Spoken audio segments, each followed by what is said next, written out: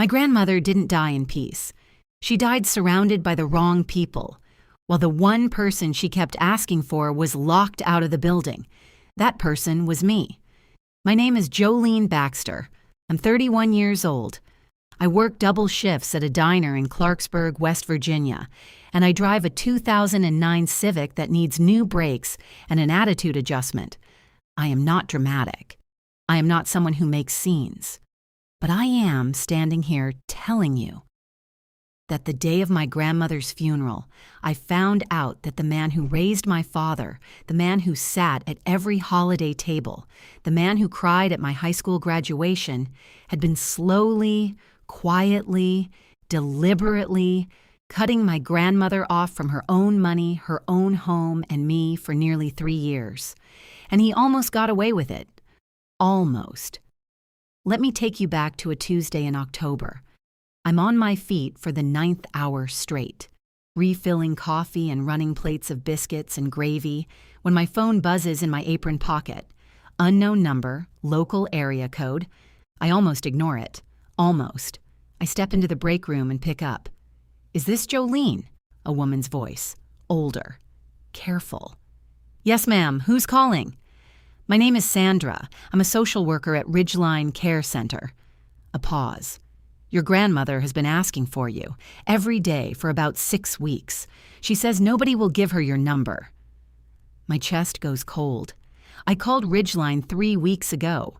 The woman at the front desk told me Dorothea Baxter's family had placed a communication restriction on her room while she recovered from a hip fracture. Family only, and that I wasn't on the approved list. But I am family. I'm her granddaughter. I've been her granddaughter for 31 years. The restriction had been set by her son, my Uncle Ray. I should tell you about Ray. Ray Baxter is 63 years old. He wears a bolo tie to every occasion, including funerals, which now feels prophetic. He talks slow and laughs loud and calls every woman darlin' in that way that sounds like warmth, but functions like a door being shut in your face. When my daddy passed, 6 years ago, Ray was the one who showed up. He handled the arrangements. He handled Grandma Dottie. He handled everything. I was 25 and gutted, and I was grateful. That was my first mistake, letting someone handle everything. Grandma Dottie had a house, 3 bedrooms, a garden she'd been keeping since 1974, and a savings account she'd built over 40 years of teaching 3rd grade at Ridgemont Elementary. She wasn't rich, but she was stable. She had enough. And she had plans, she told me once over sweet tea on her back porch. She wanted to make sure I got the house. "You're the one who visits, Joe," she said. "You're the one who actually shows up." I didn't think much of it at the time. Ray thought plenty of it. Sandra, the social worker, gives me an address and a time. The next morning, 7 a.m., before Ray's usual visiting window. I drive 40 minutes on empty roads through October fog, rehearsing what I'm going to say, rehearsing how to stay calm, rehearsing every version of this moment where I don't cry in a parking lot before I even get inside. Room 114. Grandma Dottie is smaller than I remember. She looks like someone turned the brightness down on her. Her hands are folded on the blanket and her eyes are half closed. But the second I step through the door, she turns her head. "Jolene." Not a question, a statement, like she always knew I was coming. I sit down and take her hand, and I do not cry. I refuse to cry. "Baby," she says slowly, "Ray has been in my accounts." I go very still. "I tried to call you. My cell phone went missing 2 weeks after I got here." She closes her eyes for a moment, gathers herself. "Sandra found your number through the school district. Old records from when you were in 3rd grade, and I was still teaching." She squeezes my fingers. There's a folder in the false bottom of my cedar chest at the house. Her voice drops even lower. "Don't let Ray know you're going." I call out of work that afternoon. Grandma's house is 40 minutes the opposite direction. A little white farmhouse at the end of Sycamore Road with marigolds she planted every spring running along the front walk. The spare key is still taped under the third porch step. It's been there since I was 8 years old. Inside the cedar chest is in the bedroom. I pry up the false bottom, a trick she showed me years ago. For important documents, she said, with that school teacher precision she applied to everything. The folder is thick. Bank statements going back 26 months. I sit on the floor and read every single page. Withdrawals, regular and large, from Grandma's checking account. Transfers to an account I don't recognize. A signed form, a power of attorney dated 16 months ago, with my grandmother's signature. And beneath it, in the witness line, a name I don't know. Not a notary, not a lawyer, just some name. Like someone needed a warm body to hold a pen. There's more. A letter from Grandma's actual attorney, a woman named Patricia Cole in Morgantown, dated 8 months ago.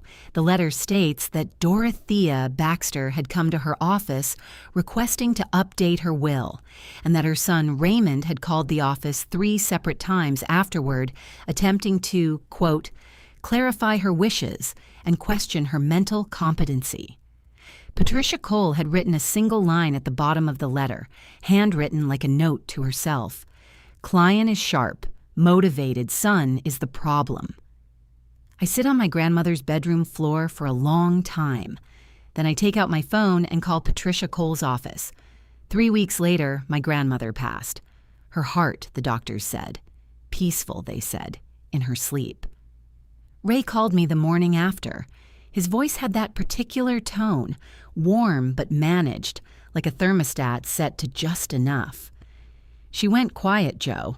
No pain. You know that's what she would have wanted. I said, yes, sir, and hung up. At the funeral, Ray stood at the front of the room in his bolo tie and accepted condolences like he was collecting them. People kept saying what a devoted son he'd been, how he'd stepped up, how he'd handled everything. I sat in the third row and held the copy of the folder I'd made, the copy I'd already handed to Patricia Cole, and another copy I'd already handed to the West Virginia Adult Protective Services Office, and a third copy I'd already faxed to the county sheriff. Ray didn't know about any of that yet. He found out at the reading of the will. Patricia Cole read it herself in her office 10 days after the funeral. Ray sat across from me in a leather chair, bolo tie, easy posture, the posture of a man who believes he already knows the ending. He did not know the ending. Grandma Dottie had updated her will 8 months ago, right after that visit to Patricia's office.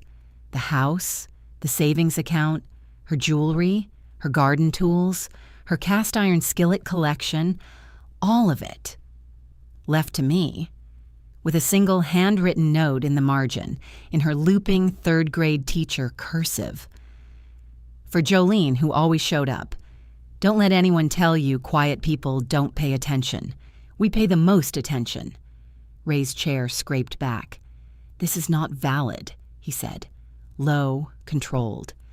She wasn't competent. I have documentation.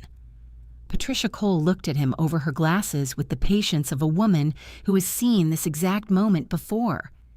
Mr. Baxter, she said calmly, your mother was assessed by 2 independent physicians in the months prior to signing this document. Both confirmed full cognitive capacity.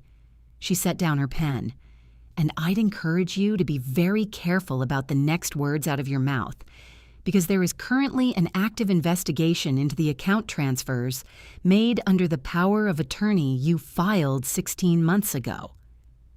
The room went very quiet. Ray looked at me. For the first time in my life, he looked at me like I was someone he hadn't accounted for. Good, I thought. Good. The investigation took 4 months. Ray had transferred just over $22,000 out of Grandma's accounts over a 2-year period. The power of attorney, it turned out, had been witnessed by his neighbor's son, which is not legal under West Virginia law. Patricia had flagged it immediately when she reviewed the documents. He was charged with financial exploitation of an elderly person.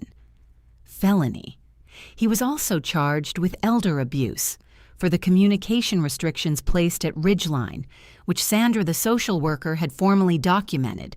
He pled down to avoid trial, community service, restitution, and a criminal record that will follow Raymond Baxter for the rest of his bolo-tied life. Brenda, his wife of 28 years, did not leave him, but she stopped coming to family dinners. I don't know what that means for them, and I don't spend a lot of time wondering. I moved into the house on Sycamore Road in February. The marigolds come up every spring because Grandma planted bulbs, not seeds, and she planned things to last. I still work at the diner. Probably always will. I like the work, honestly. I like the rhythm of it, the regulars, the way the morning rush feels like a living thing you ride more than manage. But now I come home to oak floors and a garden and a cast iron skillet collection that takes up an entire cabinet and makes me laugh every time I open it. I found something else in the cedar chest tucked behind the folder, a birthday card. My name on the envelope, unopened. It was from 2 years ago, my 29th birthday. Inside she'd written, "I know this year has been hard. I know you think I don't notice things from here. I notice everything, baby. You are more like me than you know. Hold on. Love, Grandma Dottie." She mailed it to my apartment. It was returned to her, address unknown, because Ray had told her I'd moved, that he'd lost my new address, that he'd pass it along. He never passed it along. She kept it anyway, because she knew, somehow, that the right moment would come. It came. The quietest people, I've learned, keep the best records. If this story meant something to you, leave me a comment. Tell me where you're watching from and what time it is there. I read every single one. And if you haven't already, hit subscribe. I have more stories, and every one of them is about what happens when someone finally turns on the light.